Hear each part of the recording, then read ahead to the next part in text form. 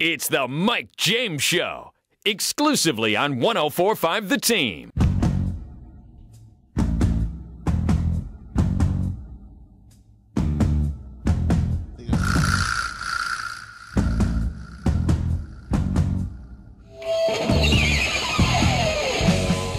Welcome into the first episode of the Mike James Show. I am, of course, the one, the only Mike James, a.k.a. Blackie Chan. I am joined live in studio by the one, the only Ghazi Bear from Levac and Gaz. Gaz, how are you doing? What an honor it is to be the first guest, the first sidekick of the Mike James Show. I know that the online show you guys have done before, Sit and Sportside Podcast, but this is different. All right, it's the one-man gang right here. Mike James, long returned from your vacation. Good to have you back here at the team. Can I go back on vacation? No, you cannot. You have to work here. You're making me work on opening day, guys. Yes, that's like a sin to me.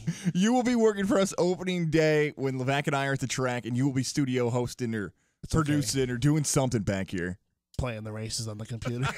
Did I say that out loud? Oh, boy. Hey, guys, question for you. Yes. Did you see the dumpster on fire outside when you pulled in? I did not. No. Oh, wait, I'm sorry. I got that confused. I thought it was the Jets. Oh, boy. Yeah, folks, I'm a Jets fan. Boy, that is one dumpster fire. Yeah. I just don't understand their logic. Like, I understand you get rid of Brandon Marshall because you're trying to get younger. But then you let Eric Decker go? Like, really? I don't understand it. You wanted to see Jesse James Decker around a little bit more. The wife of Eric Decker and everything there. But here's my problem, guys. Who's our number one wide receiver? Robbie Anderson? Come on. We don't have a quarterback. Anderson was lucky at times to be on the roster last year. If Robbie Anderson had walked around, he would have battled for some spots, and now he's the number one target. Look, you could have above-average wide receivers and then hope it makes a below-average quarterback look good. That could happen. Or you could have an above-average quarterback to make below-average wide receivers look good. You don't have either. You have below-average quarterback and below-average wide receiver. Those guys could be the best they could possibly be. That may not even matter if no one gets him the football, but you're right. The combination of both is putting so much pressure on Matt Forte and others to be the entire offense. Hence the reason why I said the dumpster's on fire, because there's nothing. Guys, they may finish with the worst record in the history of the NFL. They're going to finish 0-16. They may finish 0-16. 0-16. However, they will find a way to lose more than 16 games in a 16-game season. That's how bad they're going to be. They're going to set the record for the most points given up and the least points scored this year. They don't have a quarterback, guys. Remember when the Detroit Lions in 2008 had gone 0-16 in a season? The lone team to do that. Now the Buccaneers in their expansion season didn't lose 16 games. Just the season was shorter then. But they also went You're Buccaneers, by the way. Right. But they also went 4-0 in the preseason, that Lion team, who went on to go 0-16. There's a chance the Jets could lose all their preseason games and then all the regular season games. The 0-16 Lions could beat the Jets this year. That's how bad they're going to be. That's how bad they're going to be. And here's my theory. I don't want to see Bowles get fired. I like Bowles. Bowles isn't the issue. The issue is the general manager, Mike McCagnon. I went back. I remember I was talking to my buddy who's a diehard Lions fan. Last week, we were up in Moreau Lake, which you skipped out on, by the way. Still mad at you for that. Horrible friend that I am. Terrible friend and boss. Well, all right, I'll take that back about the boss part. But we're talking about, the, oh, Jesus, now I'm drawing a blank. The Lions, Calvin Johnson. Yeah, all that stuff. And it's just amazing. Like, he thinks the Jets are going to be better than I think. I don't see it. And I told him, we were looking back at the Jets general managers. Go back to Tannenbaum. That guy was terrible. Then we had, oh, Jesus, I forget his name. John Idzik? Was he one of those guys? Idzik. Yeah. Idiot Idzik, as I called him. He's terrible. McCagnon ain't any better. And if they fire, I don't think Bowles is worthy of being fired. So is the thought process behind the Jets here, okay, they're rebuilding, obviously. They're bringing in younger talent. So it's almost that Todd Bowles, it's something you're getting at here, that how is he supposed to survive? What is he supposed to do? This is the players he's been signed to. He can't do anything about it. The GM's making the move. They're not giving him any help. Right. So if the GM's doing that, it almost is saving him an extra year or two, the GM, McCagnon, because he's like, well, we're rebuilding. I want my own staff. I want to go get a quarterback in the draft in 2018. this is not the year that we're going to win. It's almost handcuffed Todd Bowles. We're not going to see what type of coach he is because of this. This is the same guy just 2 seasons ago who was 1 win away from getting the Jets after a 4-12 season to the playoffs. He didn't become a worse coach. That's the thing people forget, too, that Ryan Fitzpatrick was his quarterback in 2015. He was really good, and then he wasn't good in 2016. And then people trying to blame Bowles, like, no. Yeah. Fitzpatrick is terrible. He was the worst in the NFL in interceptions. As a Jets fan, I say this, and yes, it pains me every time I say that I'm a Jets fan, that when we went 10-6 his first year, I thought that was going to be last year. I thought that year we were going to be 3-13 or whatever. I didn't think we were going to win 10 games that year. We started 6-0. I went, what is going on? Then the dumpster fire began right after we started 6-0, which actually, if I remember correctly, we had the bye week 7 that year. Yes. And that's when it started. The dumpster fire began. And I don't think Bowles should be fired. He's a good coach. He's just, they're not giving him any help. I mean, when you're going into this season with Josh McCown as your number 1 quarterback, come on. And you got Bryce Petty and Christian. I, probably messed around with Jerry Sandusky. No, Hackenberg. don't do that to him. No. Guys, I think he's hit more reporters with a football this year in training camp than he has receivers. No, that's true. That's a problem. Yeah, you're playing against air. You're not going against defenses. You're not blitzes coming in. You're going against air, and he's hitting the reporters. How do you hit a reporter? How? Guys, I can't throw a football, but I can hit a receiver. No, I thought, you know what, maybe the reporters are over-exaggerating. Maybe it's that he may have ran the wrong route, a wide receiver, and ended up with the... I've seen the videos of it now. They're just awful throws is what's going on there. I never thought he was good in college. No, he in college, he had 4 different offensive coordinators, bad offensive line, but he was so good in high school. He was the number 1 quarterback prospect coming in that people thought, well, he's got all the other things. Maybe he'll be good there. Guys, that's not the case. Perfect. I was a perfect quarterback in high school. You know why? I never threw a pass. That's why I was a perfect quarterback in high school.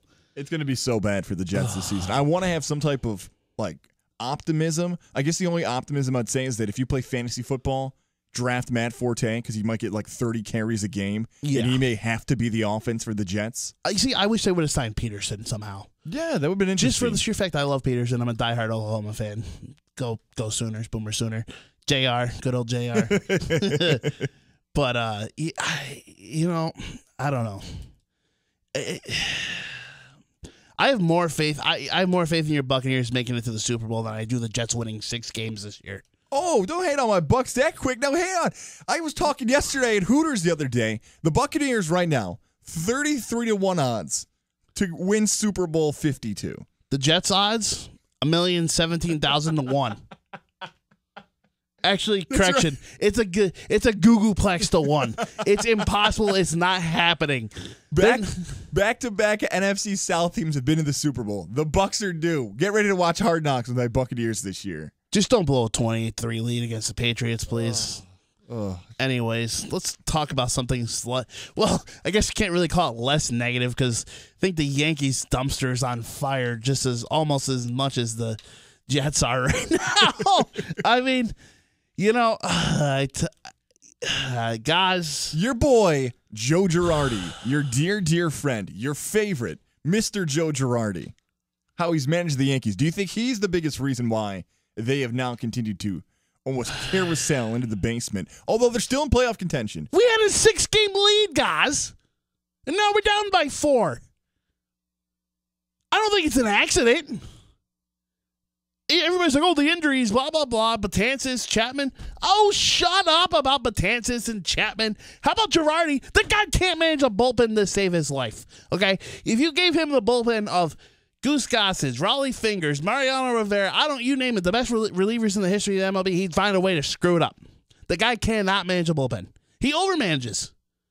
Am I wrong? There was times yesterday where I thought, oh boy. And this goes back to more so the June time when Tyler Clippard was coming out and other guys were just getting shelled. Can we not talk about Clippard, please? We're continuing to get shots.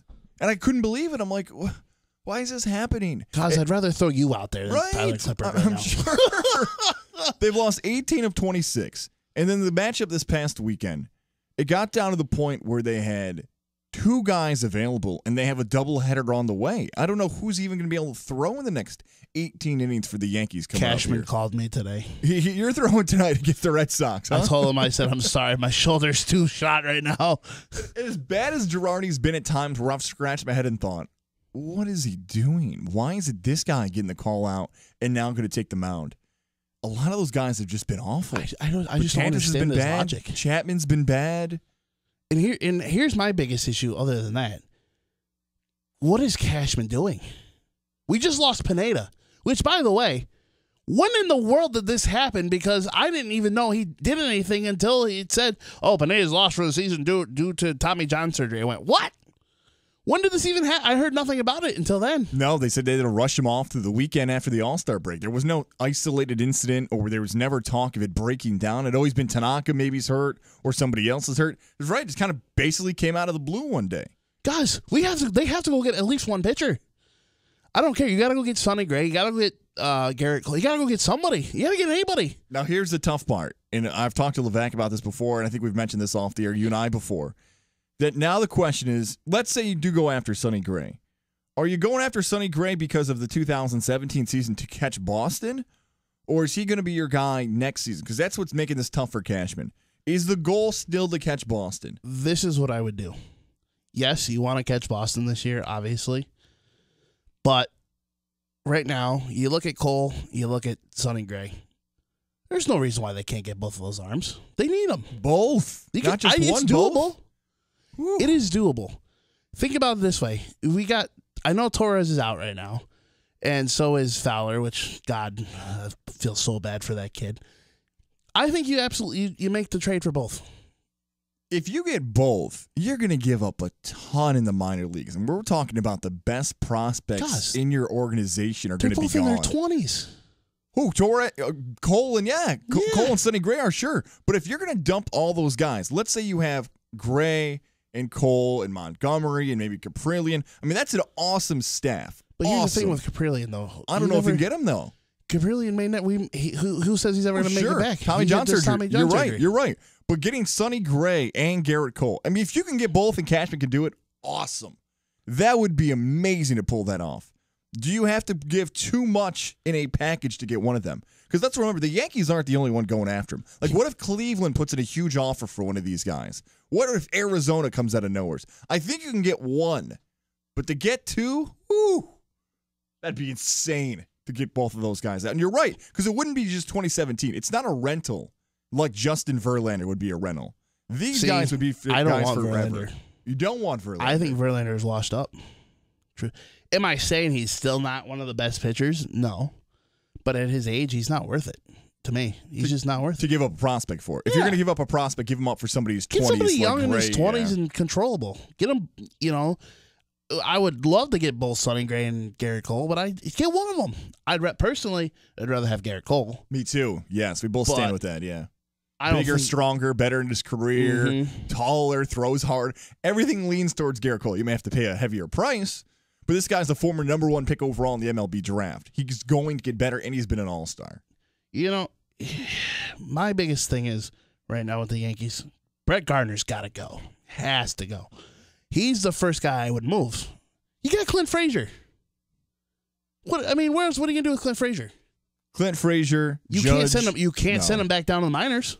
Oh, man. I agree with you. I think he should stay, especially if he's good. I don't know why there's so much talk of him going back to the minors. I guess it's because he's young and you have too many veterans there that you can't move. Like, you can't send Gardner down or Ellsbury down or Judge down. And Hicks is coming back, too. So it's like, well, he's the odd man left out. But if he goes down, are they going to trade him now? Is he going to have to be the one who was involved in the Gray or somebody else's move? See, I think that would be stupid. Me too. Because ideally, this would be my ideal situation right now. Looking at that outfield, Frazier in left, Hicks in center, Judge in right. It's not going to happen. There's no shot. Because I doubt they're going to move Gardner because that would make sense. They've been trying to do it for almost 2 years, it seems like. Every year he's the trade rumor. Ellsbury, I'd like to see. I never hated Jacoby Ellsbury. Even when he was a Red Sox, I didn't hate Ellsbury. Wasn't a fan. Of course, he broke my heart at Yankee Stadium in the 14th inning a few years back, but we won't go there. I'll tell you that story, and we'll talk about that on air in a minute. And then Aaron Judge, who undoubtedly he's got to be MVP right now, and undoubtedly Rookie of the Year. Am I wrong? Oh, you got 2 for 2. Nobody's going to catch him. I don't know. George Springer, Altuve, it may be taken away, but if I had to vote for an MVP and Rookie of the Year, Judge is my pick for both. Oh, I mean, undoubtedly. MVP. Yeah. I mean, he's the only reason why the Yankees were even have been anywhere relevant this year. You know what I mean? I mean, come on. He hit a 500-foot bomb against your Orioles opening weekend when I was in North Dakota, and I was I'm working, and all of a sudden I hear, Mikey. I was like, what? Did you hear what Judge just did? I said, what? He goes, he just hit a 500-foot bomb, and it's still going. Guys, I think I watched the replay for an hour straight, just rewinding and going, oh, my God. It's very nice of you to remind me. I still don't think, like you said, the ball has landed in Baltimore. And by the way, Baltimore is the only team in Camden Yards where Judge has hit multiple home runs. No, that was at Yankee Stadium. It was at Yankee Stadium. It was at Yankee Stadium. Stadium. I try to erase those memories I think quickly. he hit it so far it landed at Camden Yards. But I don't know, guys. It just is he the potential heir to Bonds? Do you think there's a chance? 73 is so many home runs. That is. I'm not saying in the many. season. I'm not talking about the season now. You're talking about all time. All time. Let's just do quick math here because I was doing this in the car the other day. All right. Let's say Aaron Judge is truly in pursuit of Barry Bonds. Okay, and let's just do it for fun here, right? Yeah. So he's got to hit 762 home runs in his career. He's got, about 30 some odd right now? 39. 39, right? Whatever the number is. 9 last year. Yeah, 29, 39. So over a course of 15 seasons, he is 25 years old, okay? 15 years. That would put him at 40. If he averages 40 home runs the next 15 years, okay? That puts him at 639. He'd still be 125 short. For him just mathematically to get there, he would have to average close to 48 home runs the next 14 years every single season. It's not happening. No, the math is not adding up. Yeah, I even know it's not going to happen. I don't think anybody's going to touch Bonds' single season record either. I think the single season home run record will be tougher to break than the career home run record. Here's my thought. Hands down, if Griffey stayed healthy, Griffey's your home run king. Griffey stayed healthy, or if Griffey... I always love this theory. Griffey stays healthy, or if Griffey takes steroids. Because imagine if Griffey takes steroids, and most people assume he did not do it, but he would have been able to recover quicker from injuries. I was going to say, if he took steroids, he would have never been injured. Exactly. There it is. He recovers quicker. He's back on the field in time. If he had never done it, again, that's a whole different can of worms to open up. But if Griffey cheats, he's probably the home run leader. Or how about this? You can even look at it like this. What if Albert Pujols never leaves St. Louis? Maybe that's a scenario. Albert Pujols is over 600 home runs. What if Pujols took steroids? There we go. I don't think Pujols ever touched them. No, me neither. And you know what almost hurt his career? Because people don't view him as this great slugger because you and I grew up with the McGuires and Sosas and Bonds and everybody else. And let him in the hall. That's all I have to say. All I have to say is let them into the hall. You're talking Bonds, Clemens. Put them in their own, give them their own wing for the sheer fact of, guys, you put me on steroids, I can't hit 100-mile-an-hour fastball. There's no shot. Absolutely no shot. Here's what bothers me about the Hall of Fame. I think we're going to talk to Jeff Idelson in 2 weeks about it. You're on the side of their own separate wing, the steroid guys. Yep. Okay.